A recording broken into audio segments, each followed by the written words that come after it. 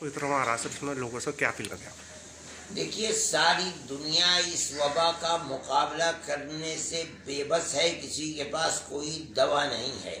आज तक सारी दुनिया जो बात कह रही है वो एक ही है कि इज्तिमाइयत नुकसानदेह है और फासला बनाए रखना ज़रूरी है ताकि इस मर्ज से बचा जा सके।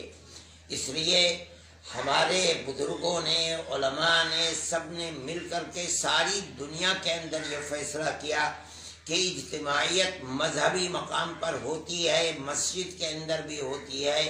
इस बुनियाद के ऊपर जमातें मस्जिद के अंदर न की जाएं बल्कि अपने घरों के अंदर पढ़ें। चुनाचे उसके ऊपर हिंदुस्तान में भी अमल हो रहा है।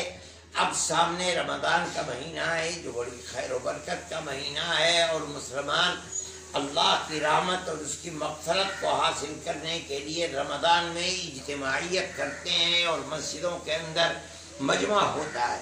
लेकिन चूँकि मौजूदा सूरत हाल इंतहाई गंभीर है और मर्ज हिंदुस्तान के अंदर भी बढ़ता चला जा रहा है, बचने के लिए ये ज़रूरी है कि तरावीह का एहतमाम ख़ास तौर पर जिस तरह हम अब तक मस्जिदों से अलग होकर के जमात करते हैं, इसी तरह तरावीह को भी अपने घरों के अंदर पढ़ा जाए।